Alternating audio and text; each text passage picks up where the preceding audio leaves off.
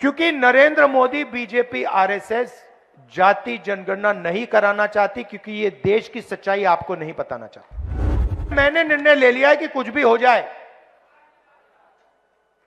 देश में दलितों को, पिछड़ों को, आदिवासियों को मैं उनकी सच्ची भागीदारी दिखाना चाहता हूं और फिर एक नए तरीके की राजनीति, एक नया तरीके का विकास शुरू हो। कांग्रेस नेता शकील अहमद के पुत्र की मृत्यु की खबर पर कई लोग गर्दनीबाग स्थित उनके सरकारी आवास पर गए। राहुल गांधी आज अपने पूर्व निर्धारित कार्यक्रम के तहत पटना आए। पटना आने के बाद राहुल गांधी सबसे पहले शकील अहमद के आवास पर गए। शकील अहमद के पुत्र 2 दिन पहले शकील अहमद के गर्दनीबाग स्थित सरकारी आवास में मृत पाए गए थे। संदेह किया गया है कि किशोर उम्र के अयान ने आत्महत्या की है। यह एक रहस्य बना हुआ है क्योंकि पुलिस को वहां कोई डेथ नोट नहीं मिला। राहुल गांधी के अलावा उपेंद्र कुशवाहा भी उनसे मिलने गए। ही दुखद घटना है। भगवान किसी को इस तरह का दुख न दे। इनके यहाँ जो कुछ भी हुआ जान करके बेहद मन व्यथित हुआ, मन दुखी हुआ। इनके साथ मेरा व्यक्तिगत संबंध पहले से रहा है, तो संवेदना परिवार के साथ व्यक्त करने के लिए और इनके दुख के साथ अपने को जोड़ने के लिए आज हम इनसे और इनके परिवार के लोगों से मिलने के लिए। इससे बड़ा गंभीर घटना क्या हो सकता है। उनके पुत्र का इंतकाल हुआ है। आदरणीय राहुल गांधी आए तो सबसे पहले यहाँ आए। कोई भी जाएगा, आना चाहिए। सीएलपी लीडर हैं वो। इससे बड़ी घटना किसी के परिवार में नहीं हो सकता है कि जवान बेटा इंतकाल। काफी देर तक समय दिया उन्होंने। बिल्कुल समझाना है, हिम्मत देनी है। राहुल गांधी हमारे देश के नेता, हमारे नेता हैं। भावुक भी हो गए? बिल्कुल भावुक होंगे ही होंगे, बिल्कुल भावुक थे, लेकिन इनको बहुत ही गंभीरता समझाए हैं, हिम्मत रखने के। तो देखिए पोती खाई भी यार, मेरे मोबाइल के बेटी है। अरे यार फिर तुम मेरा नहीं। हम उनके दुख में शामिल होने के लिए आए हैं।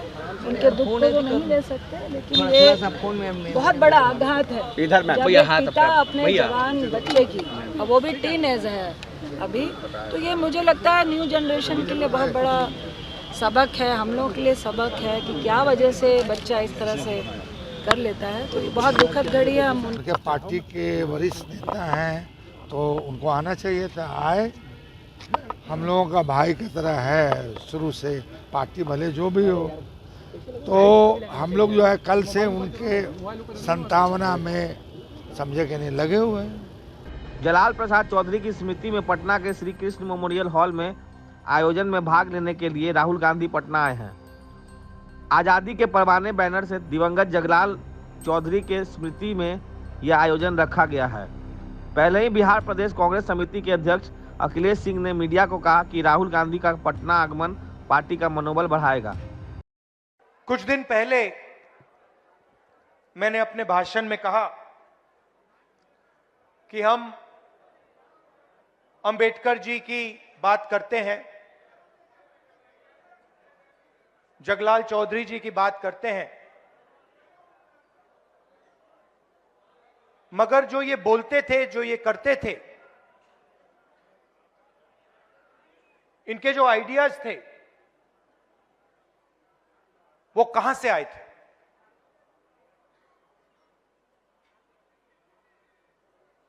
वो जो आपके दिल में जो दर्द था, दलितों के दिल में जो दर्द था, जो दलितों के दिल में जो दर्द था, जो दुख था, जो उनके साथ हजारों सालों के लिए किया जा रहा था, वो आवाज अंबेडकर जी और जगलाल चौधरी जी के मुंह से निकलती थी।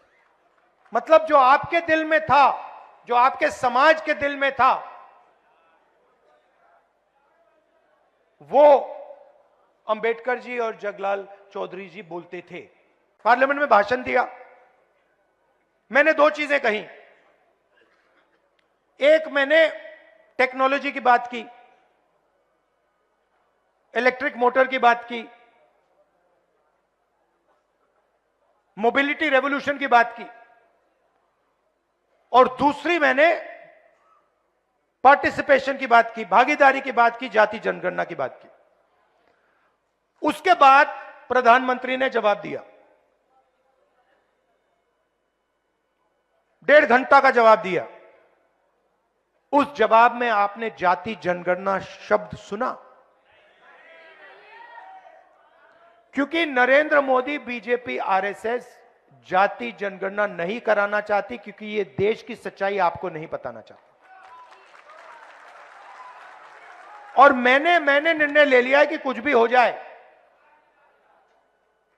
देश में दलितों को, पिछड़ों को, आदिवासियों को मैं उनकी सच्ची भागीदारी दिखाना चाहता हूं।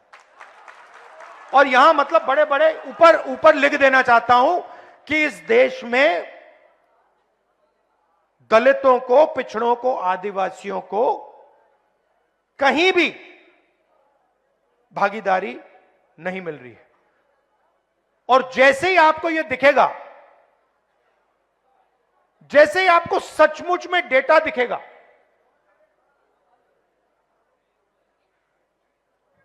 फिर हिंदुस्तान की असलियत, हिंदुस्तान का हर एक नागरिक, हर एक दलित, हर एक पिछड़े वर्ग, हर एक आदिवासी सब समझ जाएंगे।